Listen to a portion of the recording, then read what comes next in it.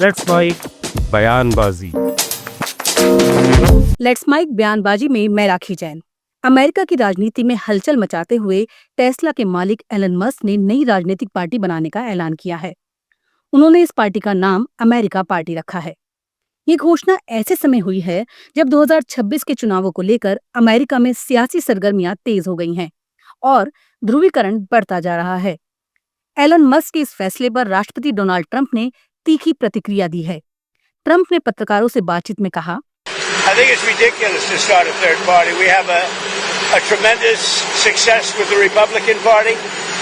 The Democrats have lost their way, but it's always been a two-party system. And I think starting a third party just adds to confusion. It really seems to have been developed for two parties. Third parties have never worked. So he can have fun with it, but I think it's ridiculous. केंद्रीय मंत्री शिवराज सिंह चौहान ने आम यात्रियों से सीधा संवाद किया। वो पंजाब मेल एक्सप्रेस की जनरल बोगी में सवार हुए और भोपाल से गंज बसोड़ा तक के सफर में यात्रियों से बातचीत की। इस दौरान उन्होंने उनकी समस्याएं सुनी और सुझाव भी मांगे। यात्रियों ने भी खुलकर अपनी बातें रखी।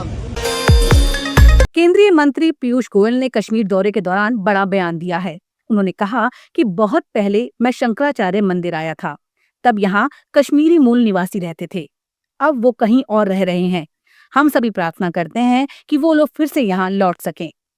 अनुच्छेद 370 और 35A हटने के बाद अब भारत के सभी कानून यहाँ लागू हैं। हर धर्म के भगवान की इस धरती पर कृपा है। पहलगाम में जो हमला हुआ था वो सिर्फ कश्मीर आने वाले पर्यटकों पर नहीं, बल्कि देश की अर्थव्यवस्था, एकता और अखंडता पर हमला था। शंकराचार्य में लास्ट विजिट मेरा कुछ काफी साल हो गए हैं। एक प्रसंग उस समय देखा था, कुछ लोग और दर्शन करने आए हुए थे और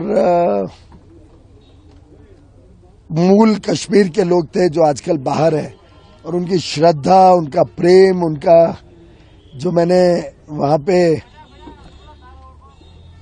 दृश्य देखा था, जो उनसे बातचीत की थी, वो कभी जीवन में भूला नहीं हूं। और हमारी तो सबकी प्रार्थना रहेगी कि वो सभी लोग जो जम्मू कश्मीर के मूल निवासी थे, उन सबको यहाँ पे फिर एक बार आने का मौका मिले और फिर एक बार जम्मू कश्मीर जो अब भारत का एक अभिन्न अंग धारा 370 और 35 से खत्म होने के बाद बन गया है। हर कानून भारत का यहाँ पे लागू है। देखिए, करोड़ों पर्यटक आते हैं यहाँ पे। अब यहाँ की अर्थव्यवस्था भी पंख ले रही है। तो मुझे पूरा विश्वास है कि सभी धर्मों के ईश्वर, सभी धर्मों के आज कश्मीर पर अपना आशीर्वाद बौछार करेंगे और कश्मीर के लोगों का भविष्य बहुत ही उज्जवल होगा। केंद्रीय सड़क परिवहन और राजमार्ग मंत्री नितिन गडकरी ने देश में गरीबों की बढ़ती संख्या पर चिंता जताई है। नागपुर में एक कार्यक्रम को संबोधित करते हुए गडकरी ने कहा कि धन कुछ अमीर लोगों के हाथों में केंद्रित हो रहा है। इससे समाज में असमानता बढ़ रही है और गरीबों की संख्या में इजाफा हो रहा है। इस पर कांग्रेस ने अपने एक्स पेज पर वीडियो पोस्ट करते हुए लिखा कि नितिन गडकरी का बयान मोदी सरकार के हवाई दावों की पोल खोल रहा है। ये देश में बढ़ती आर्थिक असमानता की सच्चाई सामने ला रहा है, जहां अमीर और अमीर होता जा रहा है और गरीब और गरीब। सेंट्रलाइजेशन ऑफ इकोनॉमी नहीं होनी चाहिए। धीरे धीरे गरीब बढ़ते जा रहे हैं और कुछ धनवान लोगों के हाथ में संपत्ति का केंद्रीयकरण हो रहा है, वो भी नहीं होना चाहिए। राष्ट्रीय उपलब्धि सर्वेक्षण 2024 में देश भर में पहला स्थान पाने पर पंजाब में खुशी का माहौल है। इसी उपलक्ष्य में संगरूर में राज्य स्तरीय समारोह आयोजित किया गया। समारोह में अरविंद केजरीवाल ने कहा कि पंजाब ने सिर्फ 3 साल में शिक्षा के क्षेत्र में क्रांतिकारी बदलाव किया है। उन्होंने बताया कि इस साल 850 बच्चों ने नीट पास किया, 250 ने जेईई क्लियर किया और 44 बच्चे जेईई एडवांस तक पहुंचे हैं। मैं आपको एक किस्सा सुनाना चाहता हूं। दिल्ली के अंदर 2-3 साल हुए थे हमारी सरकार बने हुए, और धीरे धीरे जैसे अब 3 साल के बाद पंजाब के अंदर भी जबरदस्त नतीजे आने लगे हैं। 850 बच्चे नीट में हो गए, 250 बच्चे जेईई मेंस पास कर गए, 44 बच्चों ने जेईई एडवांस्ड पास कर लिया पंजाब के अंदर। इसी तरह से दिल्ली के अंदर भी 3-4 साल के अंदर जबरदस्त नतीजे आने लगे थे। तो एक दिन मैंने मनीष जी को कहा, मैंने कहा कि एक बार ये जो बच्चे जो पास आउट, जो जिन्होंने जेई पास कर लिया, नीट पास कर लिया, इनके साथ एक इंटरेक्शन करते हैं। तो हमने एक बहुत, त्यागराज स्टेडियम बहुत बड़ा है, वहां पे हमने सारे लगभग 1,500-2 हजार बच्चे जिन्होंने जेई और नीट पास किया था, उन सबको बुलाया। उनके पेरेंट्स भी आए, टीचर्स भी आए, और कुछ बच्चों से हमने खड़े करके रैंडमली पूछा, हमने उनसे पूछा कि आप कैसे क्रॉस किया, मतलब कैसे पास किया आपने, इतना मुश्किल टेस्ट, नीट भी इतना मुश्किल है, जेई भी इतना मुश्किल है, आपने कैसे पास किया? आप यकीन नहीं मानोगे, कम से कम 20 या 25 बच्चों से हमने रैंडमली खड़े करके पूछा था। हर बच्चे ने विदाउट फेल, हर बच्चे ने अपने अपने टीचर्स की तारीफ की। कांग्रेस के राष्ट्रीय अध्यक्ष मल्लिकार्जुन खड़गे ने अपने एक्स अकाउंट पर एक अखबार का फ्रंट पेज विज्ञापन शेयर करते हुए भाजपा और चुनाव आयोग पर तीखा हमला बोला है। खड़गे ने लिखा, भाजपा ने चुनाव आयोग के सहयोग से बिहार में करोड़ों लोगों का वोटिंग अधिकार छीनने का मास्टर प्लान बनाया था, जिसमें अब भाजपा खुद फंसती नजर आ रही है। उन्होंने आरोप लगाया कि कांग्रेस पार्टी पहले दिन से ही special intensive revision of electoral rolls का विरोध कर रही है। खड़गे ने सवाल उठाया कि जो लोग हर चुनाव में वोट देते आए हैं, उनसे अब वोट डालने के लिए कागज क्यों मांगे जा रहे हैं। उन्होंने आरोप लगाया कि गरीब, कमजोर, वंचित, दलित, पिछड़े लोगों का मताधिकार छीनना ही भाजपा आरएसएस का षड्यंत्र है और इससे करीब 8 करोड़ लोग प्रभावित होंगे। खड़गे ने कहा कि वोटर लिस्ट दुरुस्त करना चुनाव आयोग की जिम्मेदारी है, जनता की नहीं।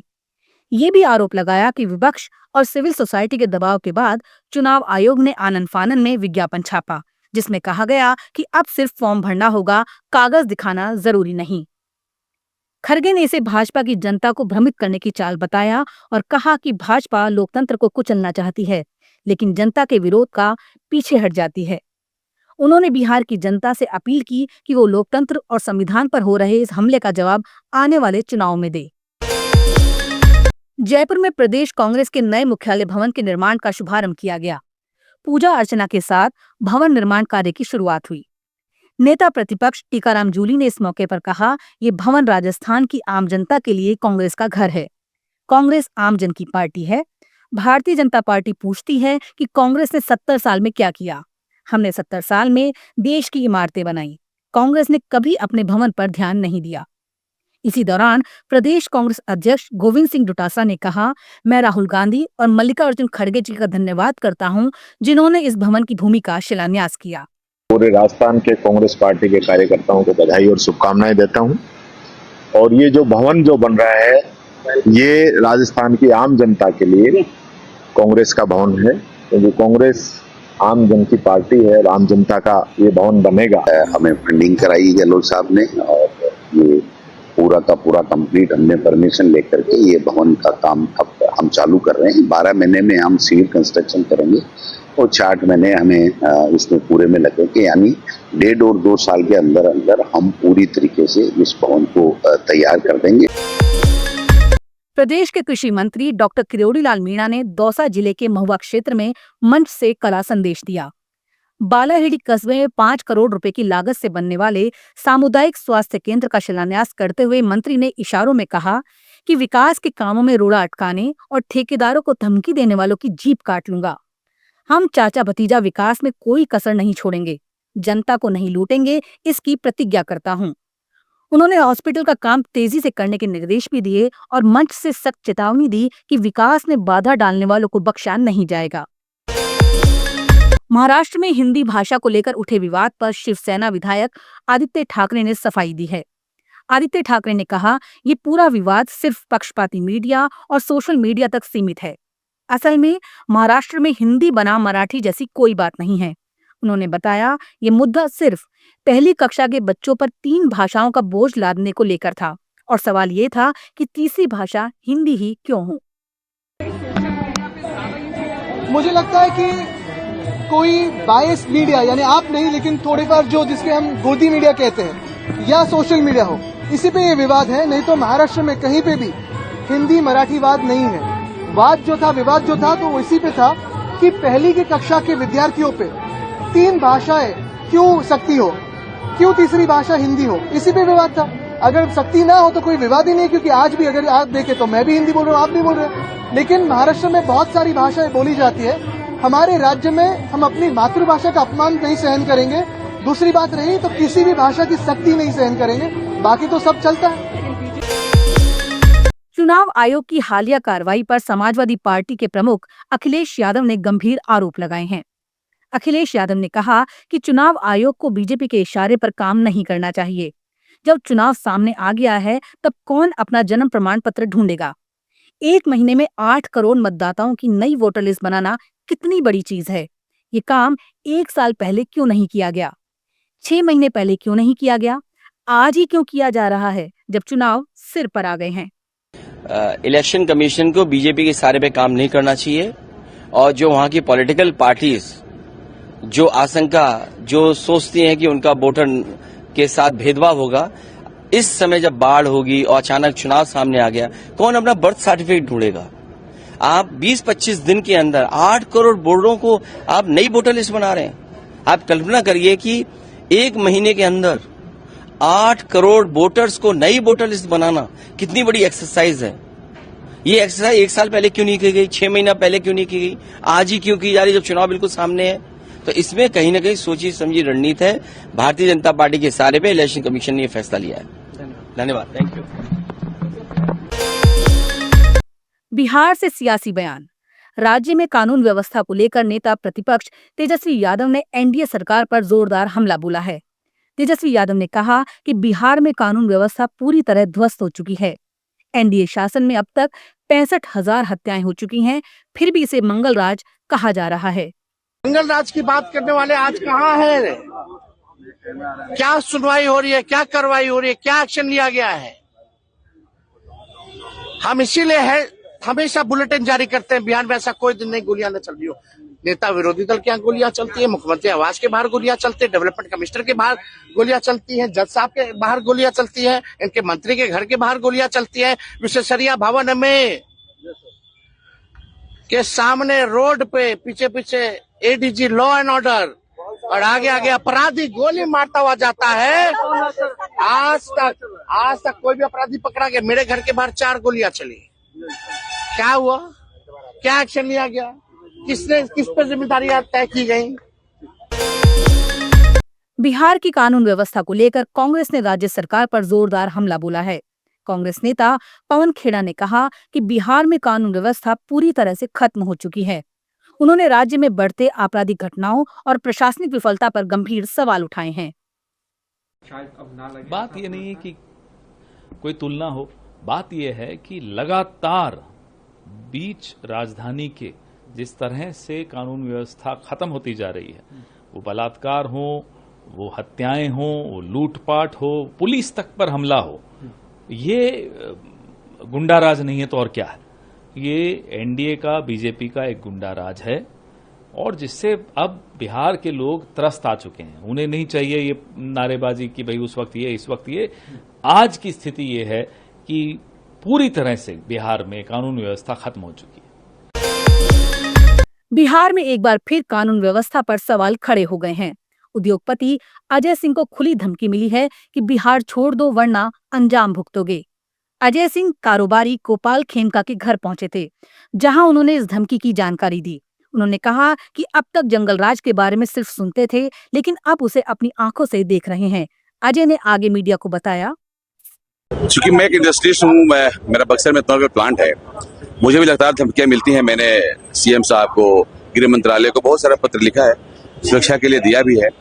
अब जैसे ही हत्या हुआ देख करके स्तब्ध हो गए हैं कि बिहार में कैसे हत्या होती है देखने के लिए मिल रहा है कि रात्रि में आप अकेले आ रहे घर के सामने कोई ठोक देता है करके। तो प्रशासन अपनी विश्वसनीयता खो रहा है। लॉ एंड ऑर्डर को ठीक करने की जरूरत है। जो जंगल राज की बात सुनते थे वो फिर आज कहीं ना कहीं देखने के लिए मिल रहा है। आप सुन रहे थे let's mic more than radio. Follow कीजिए हमें हमारे सोशल मीडिया प्लेटफॉर्म्स पर। It's time for news. It's time for more than radio. Presenting the first radio news app, Let's Mic. Let's mic.